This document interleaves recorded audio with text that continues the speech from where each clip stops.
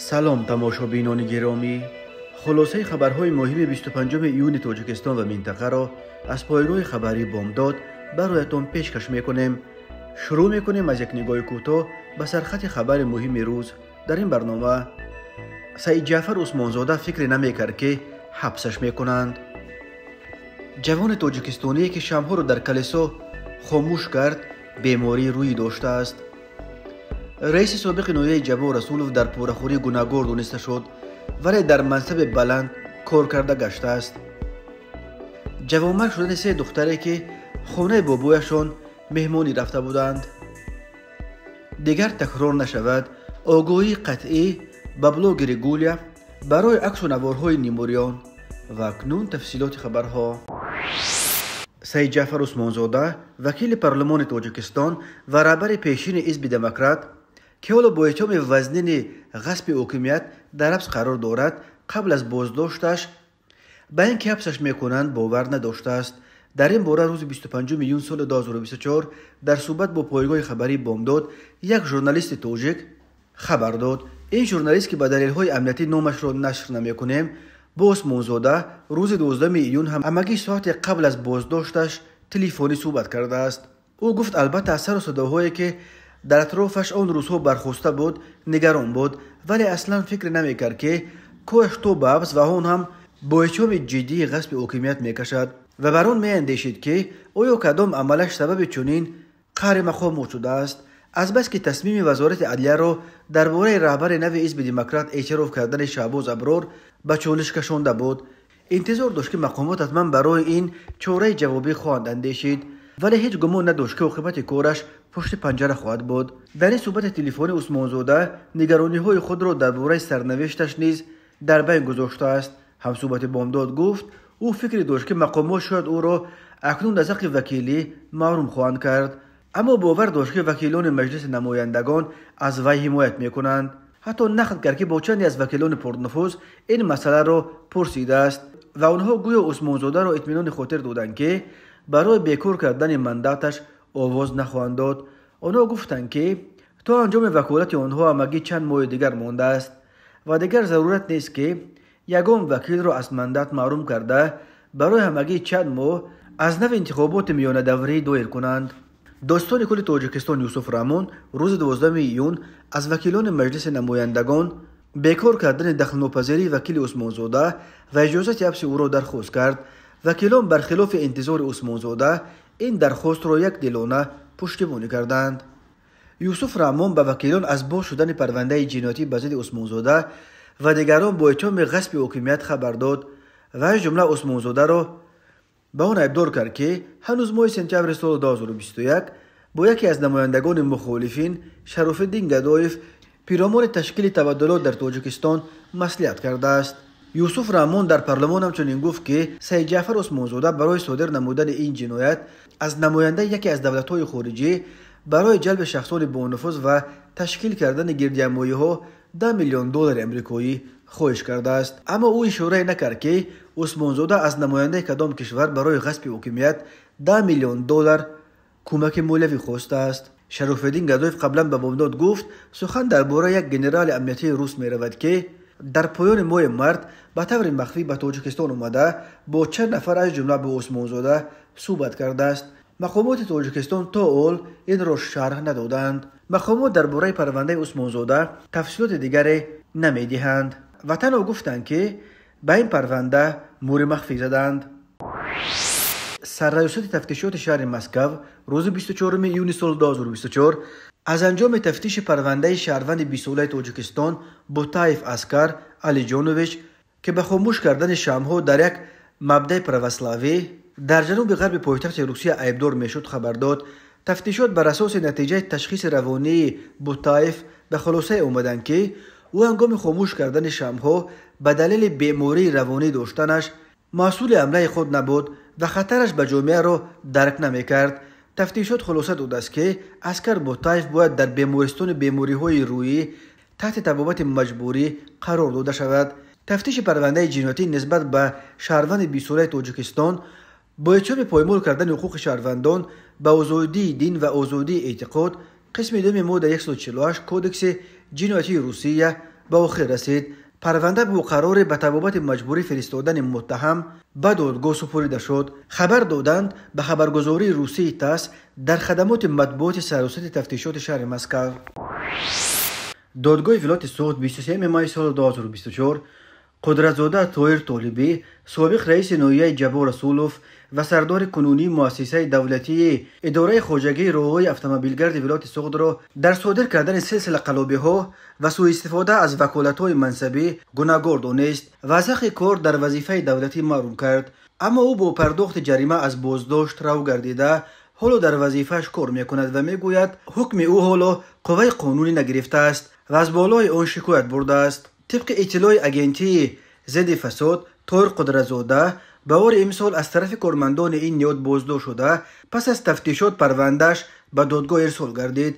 دادگاه ولایت سوخت قدرتزاده طاهر طالبی را در اساس ماده 247 قسم 3 بند ب و قسم 4 بند 314 کودکس جنایتی گناهکار دانسته نسخه حکم دادگاه دسترس از اپلود شده است. در اساس حکم دادگاه ولایت سوخت قدرتزاده در مدت 4 سال رئیسیش در نویه جبار رسولوف توسط میانرفها از چند منصبدار و ساکنان محلی مبلغ گرفته است.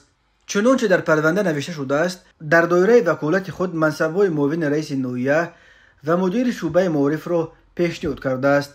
در حکم گفته می شود که نام بردن ماه سال 2020 از مدیر بخش حفظ محیط زیست نویه فراد کریمزاده برای مساعدت هنگام تامین شدن به وظیفه معاون رئیس نویه جبار رسولوف $10,000 امریکایی گرفته است. غیر از این در حکم آمده است که قدرتزاده از سلیم جان میر موسینوف برای تعیین کردن به وظیفه مدیر شعبه معارف نویه طریق میانرفها $5,000 گرفته است.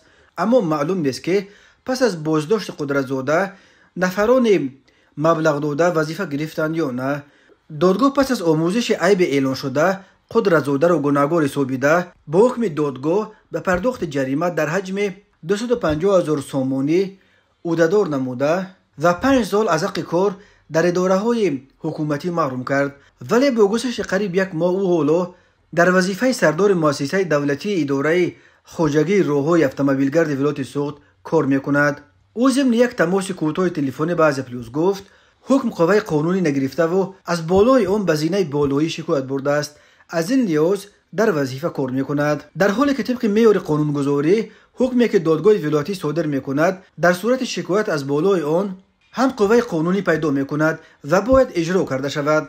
یادآور می‌شویم که در نشست مطبوعاتی سال 2023 مقامات ضد فساد ولایت مثال‌های ضد کروپسیونی را از اداره‌های گوناگون نویه جبار رسولوف به ژورنالیستان دسترس کرده بود. در اساس این معلومات آماری تنها در سال 2023 در نویه جبار رسولوف 33 جنایت کروپسیونی به خرج گرفته شده است. طاهر قدرتزاده 24 ینور سال 2024 از وظیفه رئیس نویه جبار رسولوف آزاد کرده شد ولی زیاد بیکار نماند و خیلی زود به وظیفه رفغانی سردار اداره راههای ماشینگرد ولایت تعیین شد. تماشابینان عزیز، یادآور می‌شویم خلاصه مهمترین اخبار تاجیکستان را از پایگاه خبری بامداد تماشا دارید. برنامه را ادامه می‌دهیم. ریاست کارهای داخلی شهر دوشنبه روز 23 میلیون سال 2024 از بازداشت باز یک زن بلاگر برای نشر عکس و نوارهای نیموریان غیر اخلاقی خبر داد. این باره به دست مقامات بلاگر با لقب گولیا افتاده است ولی این نوبت تنها با یک آگاهی و وعده دیگر تکرار نکردن چنین اعمال خلاص خورده است. بنا به اطلاع نشر شده کارمندان مقامات میلیسای پایتخت در اساس مراجعت زیاد شهروندان برای نشر و پنسازی عکس و نوارهای نیموریان غیر اخلاقی شهروند جورای و مکرمه خان بیزادovna سال تولدش 2000 استقامت کننده شهر دوشنبه را دستگیر و به مقامات میلیسیا دسترس نمودند. خود گولیا برای شهر ماجرا دسترس نیست.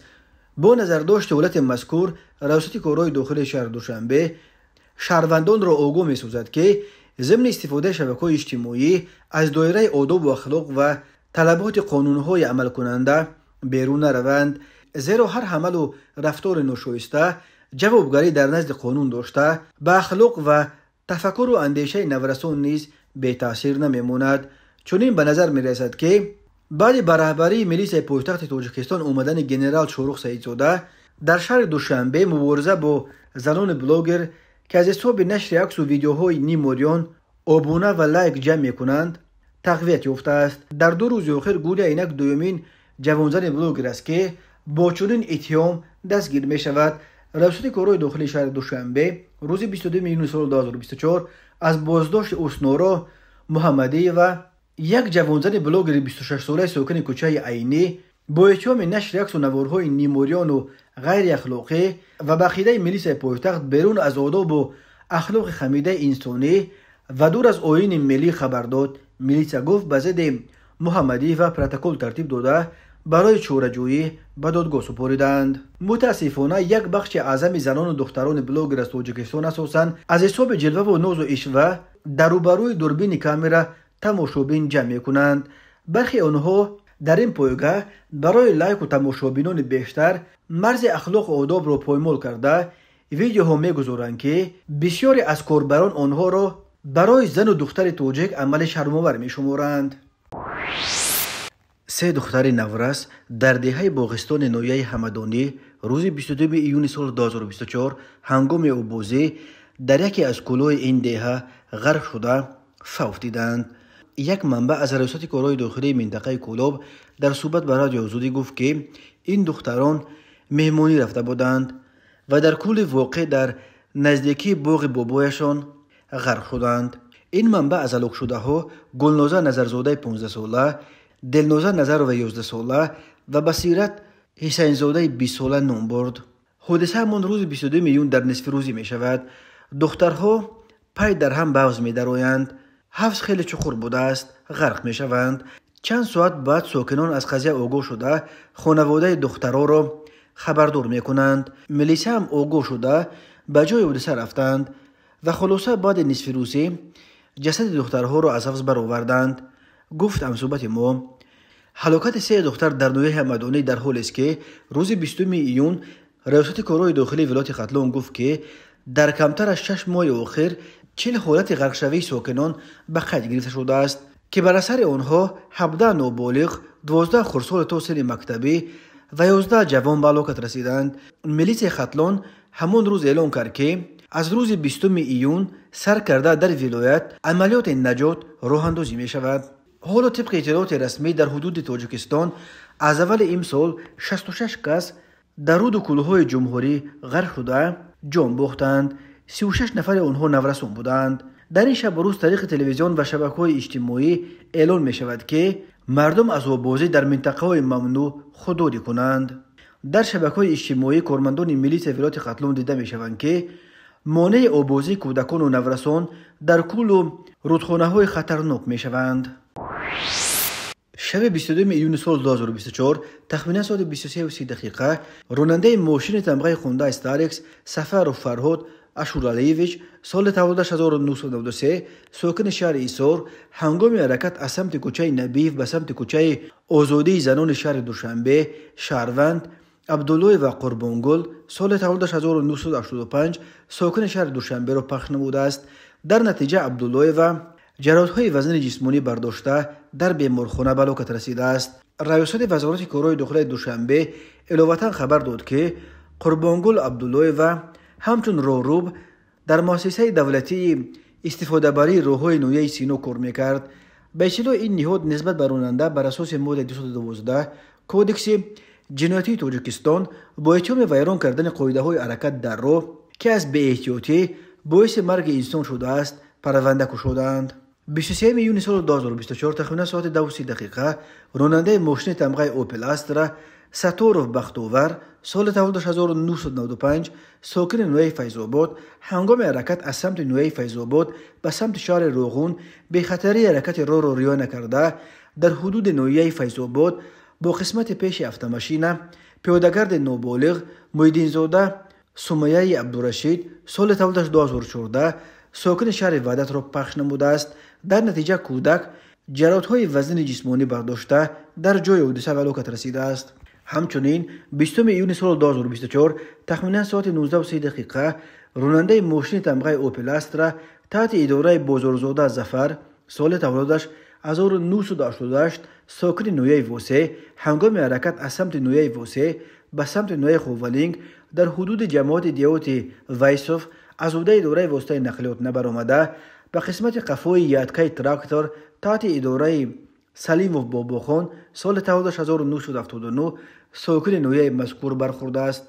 در نتیجه مسافران ماشین تمغه اوپل استرا رحیم و شریف ما سال 1991 ساکن امین نویه و 3 فرزند نوبالغش که همسر و فرزندان راننده بازارزاده می باشند جراحت‌های گوناگون جسمانی برداشته هنگام به بیمارخانه انتقال دادن در راه همسر راننده رحیمووا به هلاکت رسیده است. اوج بین حادثه و تحقیقات ادامه دارد. راههای تاجیکستان از لحاظ صدمه‌های مرگ‌آور راههای پرخطر دانسته شده هر سال بر اثر صدمه‌ها در این کشور تا 400 نفر کشته و تا 1200 تن دیگر معیوب بشوند. به شعبه وزارت کارهای داخلی دو در نویه سینو با عریضه مرد 36 ساله ساکن نویه مذکور مراجعت نموده است که شب 16 به 17 ایون سال 2024 شخصان نامعلوم با راه پنهانی به خانه استقامتیش در آمده از آنجا یک عدد صندوق آهنین یا سیف را که در داخلش 120,000 سامانی، 4 عدد تجهیزات گوناگون و یک عدد ساعت دستی بود دزدیده از جای حادثه غیب زدند.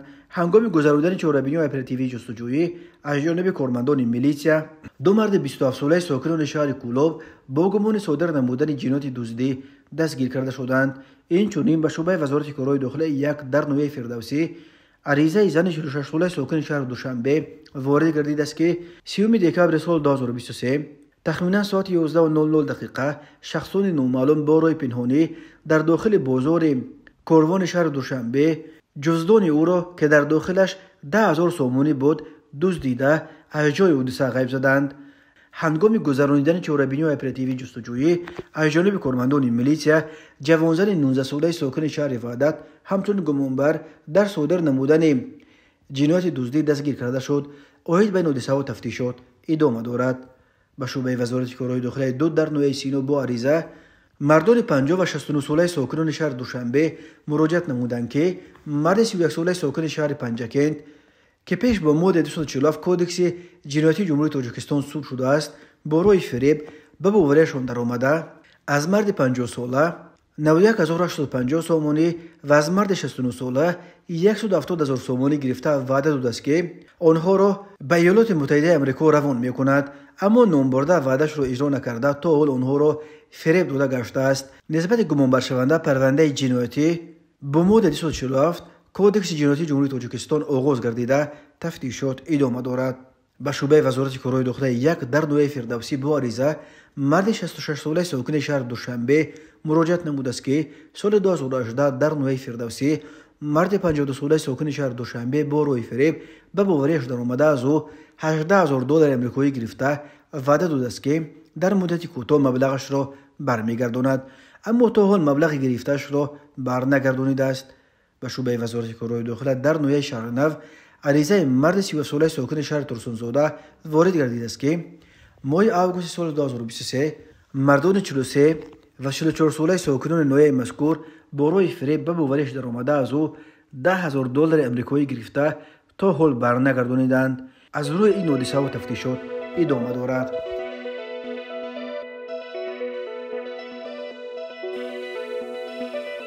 تماشابینان عزیز و گرامی، این بود مرور به خلاصه چند خبر مهم امروز تاجیکستان. خبر و گزارش‌های بیشتر از تاجیکستان و درباره تاجیکستان و اطراف آن را در سامانه پایگاه خبری بامداد در این نشانه پیگیری نمایید: www.bomdad.com. خوش باشید.